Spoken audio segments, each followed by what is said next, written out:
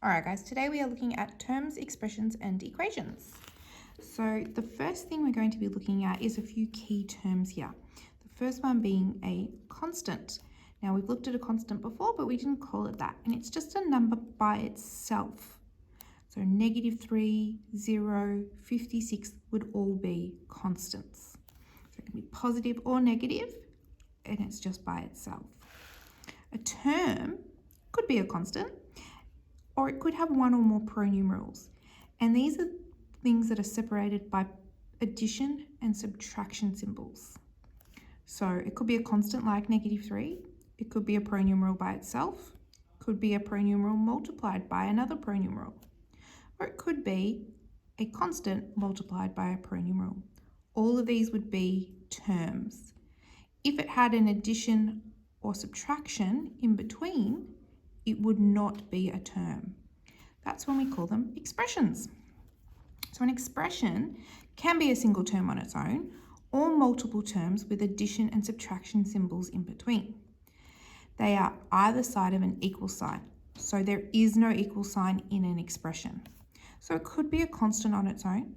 It could be a constant multiplied by a pronumeral, or a pronumeral on its own, or a pronumeral multiplied by another pronumeral. It could be a pronumeral and a constant together. So as you can see, this one here has a subtraction in it, and this one here has an addition in it. All of these could be considered expressions. And when we start to put our equal sign in, it's called an equation. So two equivalent terms make an equation, and they contain an equal sign. So here's an example. -5a plus 2, well, this expression here, is equal to this expression here, and altogether it makes an equation. Now, we might go back up a little bit because a coefficient is the number in front of a pronumeral. So in other words, it's the number that's multiplied by a pronumeral. So if we go back up here, the coefficient in this scenario over here would be -3. Now, in front of every single pronumeral, there is a coefficient, but we don't always write it because anything times 1 is itself. So the coefficient of x on its own would be 1. The coefficient of xy would be 1. This one is not a coefficient because it doesn't have a pronumeral. The coefficient here is -3. The coefficient here is 1. The coefficient here would be -5. Coefficient here again is -5. This one doesn't have a coefficient because there's no pronumeral, and this one doesn't have a coefficient because there's no pronumeral.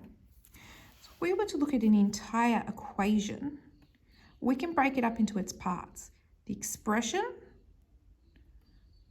either side, separating each of our terms, we have our subtraction and addition symbols. So you've got a term here, term here, a term here, term here, and a term here. Whenever the numbers are by themselves, such as this one here and this one here, it is a constant. And any number in front of a pronumeral is our coefficient. So we've got coefficient here, which is 7, or -7. We have a coefficient here, which is 3. And remember, if we have a pronumeral on its own, there's an implied coefficient of 1. Let's go at some examples. So for 3p plus 4q, take 8pq equals 7 plus 2r. We need to state whether it's an expression or an equation. And the big thing that's going to tell us that is there an equal sign? We'll look up here.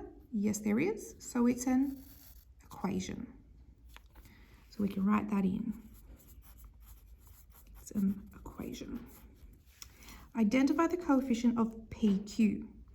Now, this is tricky because you can obviously see there's a coefficient for P, a coefficient for Q, but this is not PQ. We're looking here. The coefficient of PQ is, now this is a tricky one, you'd think it's just 8 because it's subtract 8, but we include the subtraction into the symbol. So we actually say that it is -8. Because remember, a subtraction is the same as an addition to a negative number. All right, list all of the variables. Remember, variables are things that can change. So in this situation, all our variables are our pronumerals.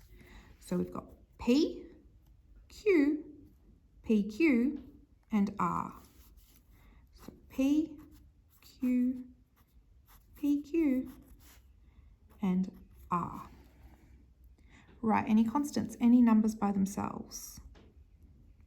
Just our 7 there. And list all of its terms. So everything separated by addition and subtraction symbols. So 3P would be our first one. 4Q our second. Again, our subtraction is the same as adding a negative number. So we call this negative 8PQ. 7. And lastly, 2R. All right, last question. A farmer has a number of sheep, X, and a number of ducks, Y, in a paddock. There are 5 times as many sheep as ducks. Identify the variables. So the things that change are the number of sheep,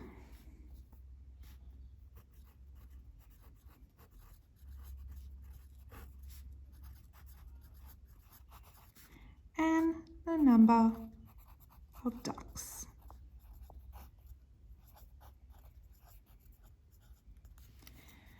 Define each variable using the given pronumerals. So we've actually been given a pronumeral to represent each of the variables.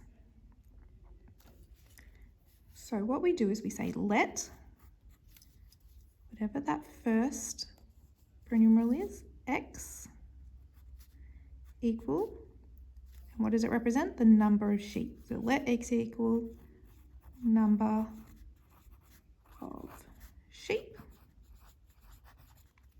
And let, what's our other pronumeral here?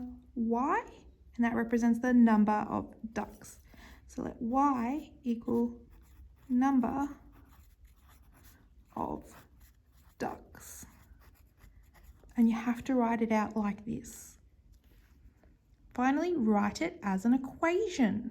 All right, so we go back up here, we said there are 5 times as many sheep as ducks.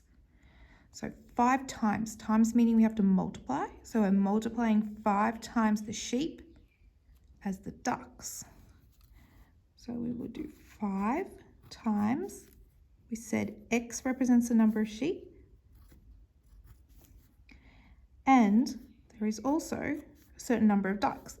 So there are Y ducks. So 5 times X plus Y. Now, remember, we can't write it with a times symbol. We have to simplify that. So it becomes 5x plus y. And we're following our alphabetical orders here. All right, all done. Have a go at chapter 5.2 questions.